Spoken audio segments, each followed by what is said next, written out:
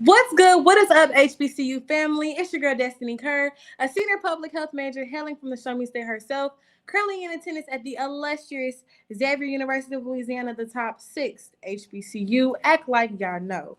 Here today to kick off a series of interviews in partnership with the HBCU Experience Movement to promote their latest book, The HBCU Experience, The HBCU Kings, second edition. Now listen, this is an amazing book with some great notable alumni. From entrepreneurs to influencers, the sky is the limit. Y'all know the vibes. Today we have here an HBCU alum who's been putting on for his HBCU community. Not only is he a former Tiger, but once reigned as the sixth Mr. Jackson State University. Please help me welcome Mr. Joshua Edwards. How we doing? How we feeling? What's up? I'm feeling good. How are you? I'm good. I'm good. How are we doing on this lovely Thursday? I am enjoying it. I am blessed. It's Friday Junior, so it's good vibes. It's good vibes. It's good I know that's right. Yes, vibes. yes, yes. Well, I'm glad to have you here. But before we really dive deep, please tell us a little bit Mhm. about yourself. All right, let's get into it. I am Joshua Edwards.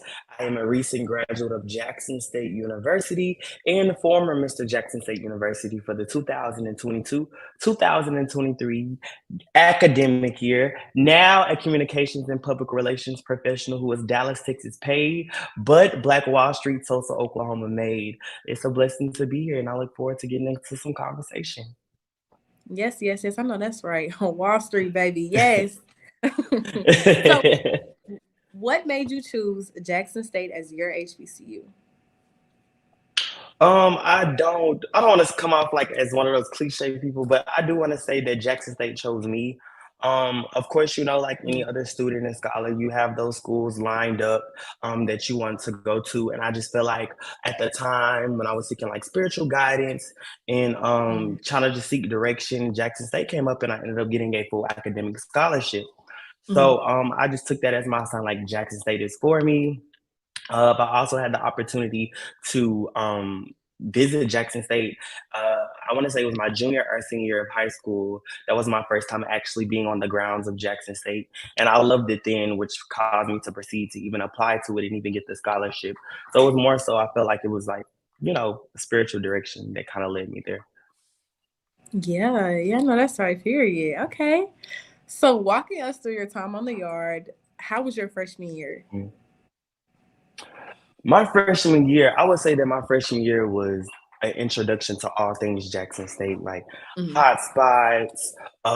We it's just crawfish Fridays, fried chicken Wednesdays, like just Mm-hmm. really being immersed in HBCU culture, but Jackson State style. I know as a high schooler, I was always surrounded by it, but when you're actually in it and you're actually a student of the HBCU, it's Mm-hmm. different. So my freshman year, it was a lot of experiencing something new, which I did appreciate. And then, unfortunately, my spring semester we encountered COVID. But other than that, it was a roller coaster of just new adventures. And yeah, Mm-hmm. So, you said your spring semester, you guys encountered COVID. we did. So how was that? Because I know that was probably something. Mhm. It was COVID, experiencing COVID as a freshman. It was very unfortunate because it was a lot of things that were coming up that I never experienced, but that a lot of people were talking about. And Mm, so it mm, just kind of felt like a piece of my experience was taken away from me. And then, it later led into sophomore year too. So it took a while for us to recover from COVID. So I feel like mhm. a piece of my experience was missing. Like it's just as soon as you get to, driving or as soon as you get to going, it's like, ah, take it back.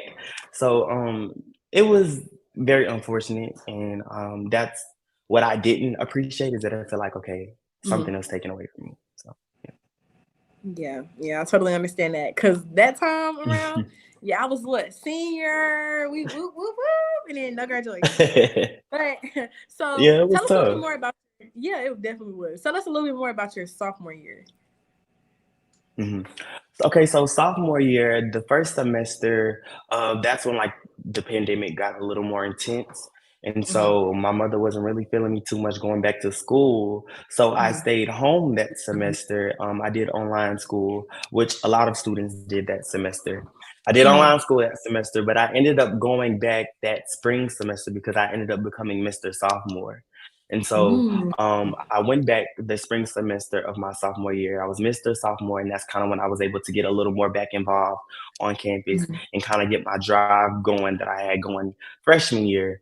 So we had that, and then I think that was actually the first year Deion Sanders came to Jackson State University. Mm. So I was able to walk a few games as Mr. Sophomore. I hosted a few games, community Mhm. service, and then amid us having that pandemic going on, I think that was also around the time we had like an ice storm. So it was a lot of good, but it was a lot of like natural disaster stuff going on at the same time. But it was an experience.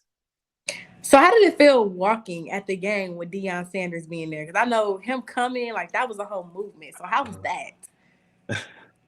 Listen, when y'all be saying that Deion Sanders made Jackson, no, Jackson State was Jackson State before Deion Sanders was there. But walking the games, it was my first time just Mhm. having that experience. Like it's different being in the audience and being one of the students in the student section, but actually Mhm. walking with the court. It was a crazy experience. I remember my first game going and I was just looking around like, wow, like seeing all of these fans. You feel the love for your institution. You feel the Mhm. the HBCU pride, the Jackson State pride, and just hearing the band play. It was just a great experience, and I can just relive it now. So Mhm. Most definitely. So how was your junior year?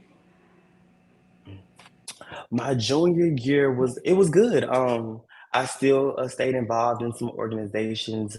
I started Mhm. doing something called Tiger Report because I'm a journalism and media studies major, so I started to get Mhm. more immersed into um, kind of like my major.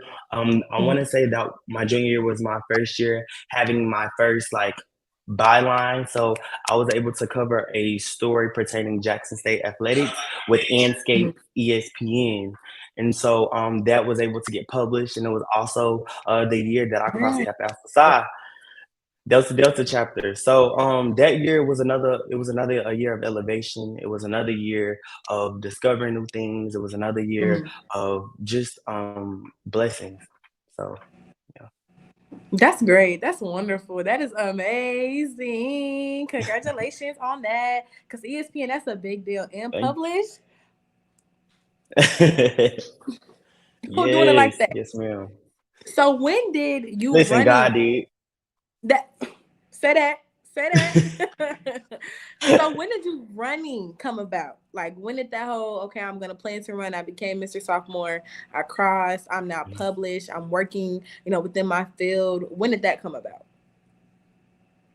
Running for Mr. Jack State. Yes.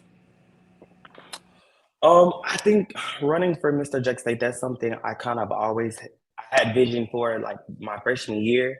I had Hmm. like subtle thoughts. Like I think I would like to be in that position. Like just seeing the Mr. Jackson State at my time, like it inspired me to like I want to be in that position too. Hmm. And so throughout like as I matriculated and as I became a sophomore, I became a junior, I became more involved, that vision Hmm. became more clear for myself. And so it was kind of like a gradual build up process mentally. But of Hmm. course, junior year of my spring semester of my junior year, that's of course when you really start planning and Right. getting some things rolling because that's campaign season.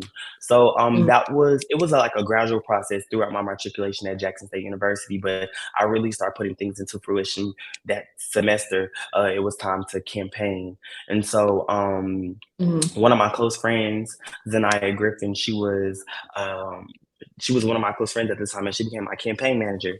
And so Hmm. it was me and her.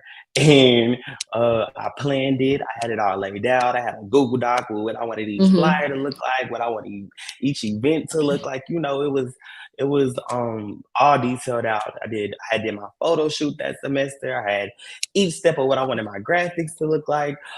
So that whole process came about, and of course, you go through the regular campaigning things, saying the Right. speeches, and Hmm. getting yourself acclimated with everyone. And so that semester was really the time I think I really put turning my vision into a reality, and I let fear I didn't let fear hold me back.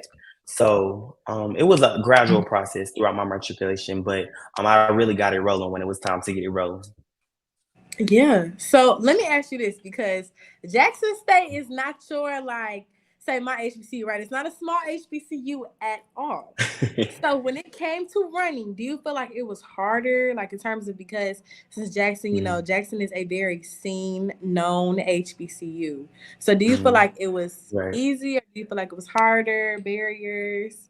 Mhm, mhm. Honestly, I think it wasn't hard for me in that sense because I didn't look at it from that lens. I Mm-hmm. like to tell people all the time, your campaigning starts the moment you step onto that campus. So people are always going to remember how you treated them. They're always going to remember Mm-hmm. what you were involved in. They're always going to remember your impacts. So I feel like it wasn't hard when it came to that, because I feel as if I had like a good journey thus far, and Mm-hmm. I was more focused on my campaign resonating with everyone. I was more focused on impacting who I needed to impact rather than being, you know, it's a big HBCU and I'm trying to, be the face. And Mm-hmm. it wasn't hard in that sense. But it was definitely, I guess, the biggest fight was just making sure that I was going to be 100% authentically Joshua in every space in front of Mm-hmm. everyone, and making sure that they felt that authenticity. Yes, yes, I love it. I know that's right. Starts the moment y'all walk on that campus, so y'all know. Take notes, It because does. we are in the season of campaigning. Yes. Ooh, In my school, especially, we in that season. We done good. already had the interest meetings. Uh, well, good luck to those kings and queens. hmm So, junior year. I'm not sure for y'all how that works in terms of y'all run in the spring, or y'all campaign, or kind of start doing stuff in the spring. In the So we've spring, done it. yes. We've got Well, the title. So how was senior year? mhm. Senior year, so it was it's reflective. I feel like I learned so much about myself my senior year. And then it's at the same time while you're learning so much about yourself, you're also realizing how fast time can pass. And Mm-hmm. so I enjoyed every second of my senior year, from being Mr. Jackson State to even just being a student, and Mm-hmm. just having those last few moments as a college student with my friends and with my Mm-hmm. institution. And so my senior year was amazing, from the moment of, I remember my coronation like it was yesterday. I remember being able to be on Good Morning America and being able to represent our institution. I remember it was just so many pivotal moments, and then also being able to be one of the kings that ran for the Mr. HBCU title at that time. I did not get it, Yes. but that experience, going to the New Orleans conference, Kings and Queens conference, it was just so many moments my senior year that went by so fast, but I cherished every bit of it. And so Mm-hmm. it was very reflective. It was fast, but Mm-hmm. it was memorable.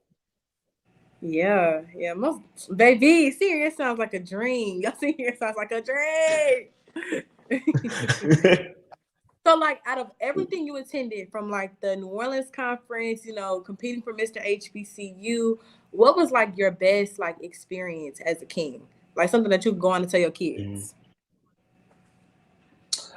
Oh, my best experience as a king. Somebody said NASAP. NASAP was definitely a memorable moment. But my best experience as a king, is so many. But I would definitely say it was the moments. Of course, it was like the moments we went to the conferences, and Mm-hmm. I was able to network with other kings and queens, and just seeing how they represent their institutions, and just getting a bigger spectrum of HBCU pride.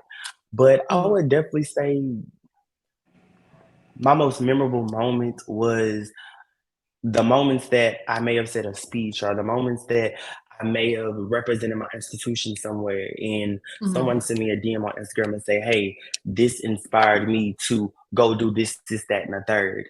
And so I think those moments were the greatest moments of me being Mr. Jackson State University because it was reassuring. It let me know that I was meant to be in this position, and it let me know that I was walking in purpose. So I would say those were the greatest moments that were of my senior year because it just let me know that I wasn't in my position in vain, but I was actually impacting people. Most def, yes. Well, we graduated. We became Mr. Jackson State. How was post grad? Like, what was next? So post grad, I can answer that on so many different levels. I feel like post grad life. I know I said I learned so much about myself senior year, but I feel like you continue to learn about yourself post grad. That's when you experience the most learning. That's when you experience learning not only about yourself but about life, about other people. And so post grad life was just a journey because like any typical senior, you have this thought, okay, it's senior year, I've graduated, like where is life going to go? And so I'm just a person of faith. And so I think a lot of my post grad journey taught me how to be faithful. And so I was even talking to my best friend the other day, and I said what I've learned in this season is that to prepare for your next season is that you have to serve your current season. And so I feel like post grad life taught me how to be in the moment. It taught me how to appreciate the small things now, so that I can appreciate where I am 5, 10 years later from now. So through that journey, I was able to, intern with Harvard, and I was an Adiba intern there, which is the Equity, Diversity, Inclusion, Belonging, and Anti-Racism intern. And so just getting the experience of being in Boston and getting the experience of being at Harvard and being immersed in their resources and their culture, but just doing communications for Harvard Library is what I did for like a couple of months during the summer. I came back home, and then I guess for like a month or two, I did small things. And then I eventually got my first job, which is now I'm doing communications and public relations and making sure that our communications is upheld with stakeholders, social media content. I do blog and article writing. And so I'm just furthering what I started in college. And that's just a lot of what my post grad life consisted of, was just getting to appreciate the small moments, but also appreciating each step that God was taking me through. Most definitely. Snaps to that because I felt that in my soul. Taking that to the heart. But so now, how does it feel to now be a featured author on the HBCU Experience, the HBCU King second edition? Yeah. It's again, it's I guess I want to say like it's full circle. It just, with everything, I want to be authentic with everything that I do. And so with me, it just, I wanted to take this and just authentically share my purpose. And so it feels good to be able to, come out of something, but then also share your testimony with it to other people. So being is just, it feels like a chapter ended. It didn't feel like that chapter has ended, but now it's just like, okay, I'm able to share it. It's, the chapter has closed. I've written it. Now let me share it with you all. Yeah. You speaking. What? You speaking. So without giving up any surprises, tell us a little bit about your chapter. And I feel like you kind of just did, but maybe something that we can expect to read from your chapter. I think I was so transparent throughout my reign, is that I feel like that chapter is going to be a continuation of this. But in my chapter, I kind of spoke on how like my father inspired me to the point to where I am now, and I don't think I've spoken on it too publicly or on large platforms as much. So that is something to just look forward to. It's just kind of how like where Joshua started, who Joshua is. He's from Tulsa, Oklahoma, but like you in college, a lot of people don't get to see that side of like where you're from, or like, so it's just a little background of how me being in Tulsa, Oklahoma, and how my father inspired me to the point to where I am now, and just having supportive parents. Like I also mentioned, like how my mother tells me to be intentional, and so just connecting my roots to how it influenced my position is what people can look forward to in my chapter. Most definitely. So real quick, you said what it means to be intentional. So what does it mean to you to be intentional? Good question. So, to me, what it means to be intentional, it means to just be authentically you. That's what it means to be intentional, and to navigate in purpose. I Mm-hmm. think a lot of the times, um, we're too focused on um, going after the next blessing. We're too focused on going after the next opportunity. We're too focused on the next that we never be intentional about the moment. And we're not in tune with who we are as an individual. I know one of my favorite quotes is by a pastor by the name of Michael Todd. He said, "God can bless where you pretend to be." And so Mm-hmm. being intentional just means to be in tune with you so that you can be in tune with your purpose. Yes. Yes. I know that's right. Not you watch Mike Todd. Hold on now. Hold on I now. do. I do. He's in Tulsa, Oklahoma. He is? He is. That's crazy. Hold on. So That's where are where you the at church is currently right located. now? Currently, right now, I live in Dallas, Texas, so I no longer live in Tulsa, Oklahoma. But I'ma always claim Tulsa, Oklahoma. I know that's right. Period. So thank you so much for coming on today. Real quick before we go, where can we find you? Because I know I want to keep up with your journey. I don't know about y'all, but he was giving us what needs to be given. So where can we find you on social media? Please follow me. I get the most on Instagram, so follow me at Josh Emanuel on Instagram at JoshEmmanuel.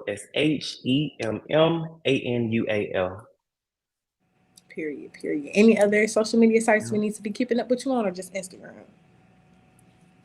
It's really just Instagram. That's where I update Okay. a lot of my female friends. But you can add me on you can add me on Facebook too at Joshua Edwards. But I share everything from what I'm doing to my simple daily activities on Instagram.